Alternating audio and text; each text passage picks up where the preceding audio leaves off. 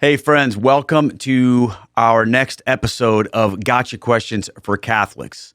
And this next question is a big one. Why do Catholics worship Mary? Now, this gotcha question is unique because in one sense, it's so easily answered, but in another sense, it's so difficult to make people understand. And that goes to an issue we need to deal with here. But before we do, I already know some of my Catholic friends here are already upset with me because of the title of this video. And they'll tell me you should change the title to not why do Catholics worship Mary, but rather do Catholics worship Mary? Well, just chill out, man. We're dealing with the questions that people ask us according to their understanding and then examining them to give the right answer, which oftentimes blows up the question itself. So no, I'm not going to change the title because that's the question I get asked.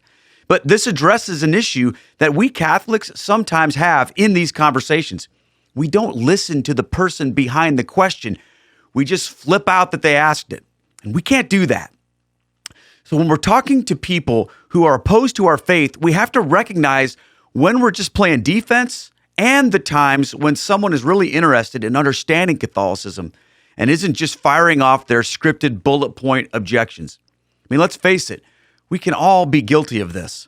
And I can usually tell by a comment if a person has even bothered to watch the video or when they haven't. And sometimes Catholics do this to me as well.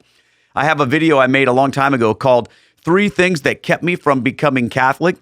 It obviously ends with how I overcame those objections and became Catholic. But some Catholics just saw the title and got in there and started wailing on me, assuming this was an anti-Catholic video. The point is, my friends, watch the video because when someone is just firing off their bullet points and isn't willing to try to understand, it seems impossible to give an answer that they will accept. And that doesn't mean that you shouldn't try. It just means that you have to temper your expectations a little bit. So the questions about Catholics and Mary are tough to answer, but not because there isn't an answer, but because many Protestants simply won't believe you, and you need to be ready for that. The answer itself to this question couldn't be more simple. In fact, it's so simple that it feels inadequate, which leads to a host of problems. So what is the answer to the question, why do Catholics worship Mary? Obviously, the answer is we don't. So the question itself is wrong. The Catechism of the Catholic Church makes this as clear as it could possibly be. In paragraph 2114, it reads this way: human life finds its unity in the adoration of the one God. The commandment to worship the Lord alone integrates man and saves him from an endless disintegration. Idolatry is a perversion of man's innate religious sense.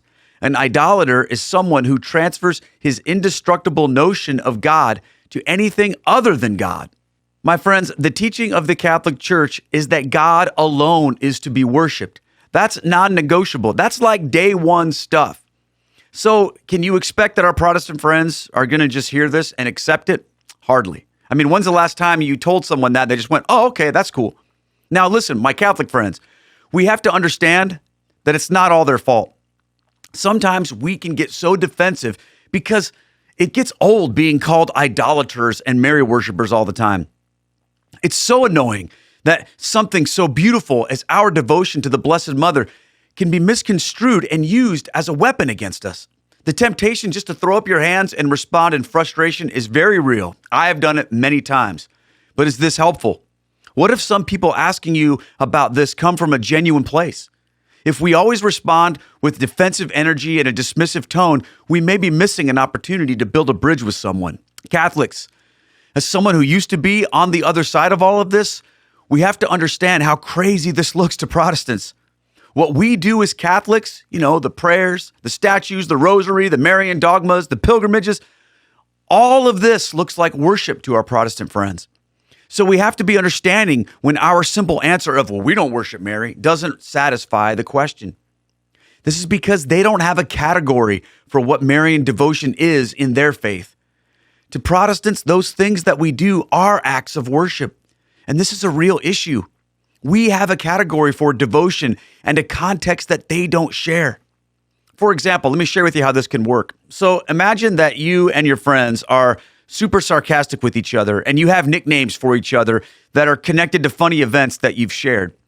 If someone who doesn't know you very well hears you talking to each other like that, they might think you hate each other or are being disrespectful and rude. But in reality, this type of humor is really a sign of love. It's how you talk to each other as friends. But someone who doesn't know the context of the relationship or doesn't like sarcasm will hear that and be shocked. Another example is when a group of people get together and they love a certain TV show or movie, so they're always quoting it and understanding the references. My wife and I do this constantly. We can't go more than an hour without something from Seinfeld or Nacho Libre being referenced in our conversation. But it doesn't make sense to people who haven't seen the show or the movie. You understand what I mean here? Catholics, our Protestant friends, they don't get our inside nicknames for Mary, if we can call them that. They haven't seen the movie. They don't have a category for what we believe or what we do. So we have to give them some understanding and grace. Now, you can certainly give them the quotes from the Catechism, which spell out the official teaching of the Church. But what they see Catholics doing doesn't always add up for them. Not to mention that, hey, let's face it, in some instances, there are some people who may take this too far, not in terms of a devotion to Mary, but in a lack of devotion to Jesus. Mary is a means to an end, but Jesus is the end. She brings us to him, and devotion to her is about devotion to Jesus. As St. Maximilian Kolbe says, never be afraid of loving the Blessed Virgin Mary too much. You can never love her more than Jesus did.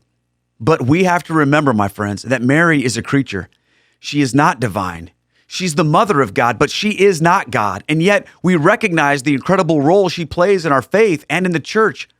So how can we explain this dynamic to those without a category for that? We can talk about the differences between the categories of adoration and veneration that we understand, for example. First of all, the adoration of God, which is known as latria, for only God alone. Second, we have a category that is about the respect and veneration of angels and saints called dulia. And then thirdly, the category that we have for the adoration due to the Blessed Virgin Mary is known as hyperdulia. We can also show in the history of the church how these things were fleshed out in order to both avoid the worship of anyone or anything other than God, while at the same time understanding how to relate to angels and saints, and especially the Mother of God, who is called by the Scriptures full of grace, blessed for all generations, and the Queen Mother of heaven and earth. And there are some things that can be taught, but there are also some things that need to be experienced. My friends, this was the case for me. When I was exploring Catholicism, I went on a pilgrimage to a place of alleged Marian apparitions. And while I was there, I saw Catholics worshiping Jesus through Mary for the first time, and it began to click for me. But it took time, and I had to be open. And I remember reading the passages from the Catechism, and that helped. But the thing that helped the most was seeing how the devotion that these Catholics had for Mary actually increased their worship and love for Jesus. And that made me feel okay about wanting to understand what all of this was about. But it was tough for me. I saw my Catholic friends and how they devoted themselves to Jesus and wanting to be holy, and I couldn't just square that with the idea that they were idolaters and Mary worshipers who couldn't even get the first commandment right. So let this be a lesson to us Catholics. We need to show a passionate, undying, sold-out love for Jesus, not despite our veneration of the Blessed Mother, but as the point of it. In short, we need to show the world that Mary is not an obstacle to Jesus, but rather, she's a shortcut. I love this quote from St. Thomas Aquinas, a doctor of the church. As mariners are guided into port by the shining of a star, so Christians are guided to heaven by Mary. My friends, that's beautiful. And the Catechism spells out all of this for us clearly when in paragraph 970, it talks about the Blessed Virgin Mary. Mary's function as mother of men in no way obscures or diminishes this unique mediation of Christ, but rather shows its power. But the Blessed Virgin's salutary influence on men flows forth from the superabundance of the merits of Christ, rests on his mediation, depends entirely on it, and draws all its power from it. No creature could ever be counted along with the incarnate Word and Redeemer. But just as the priesthood of Christ is shared in various ways, both by his ministers and the faithful, and as the one goodness of God is radiated in different ways among his creatures, so also the unique mediation of the Redeemer does not exclude, but rather gives rise to a manifold cooperation, which is but a sharing in this one source. So, my friends, how can we show them? It's really tough in the context of an argument on social media or in a heated discussion or in a YouTube comment thread. But if you are in friendship with someone, you have the opportunity to show them. Take that opportunity, my friends. Let your love of Jesus, which they share, open their eyes to how proper devotion to the Blessed Virgin Mary isn't worship at all, but rather the surest way to her Son. After all, my friends, he came to earth through her. It's only fitting that we can go to him through her as well. If we can show people how that works, then just maybe they will come to understand the problem with this gotcha question in the first place. Thanks for watching, my friends. Take care, and God bless.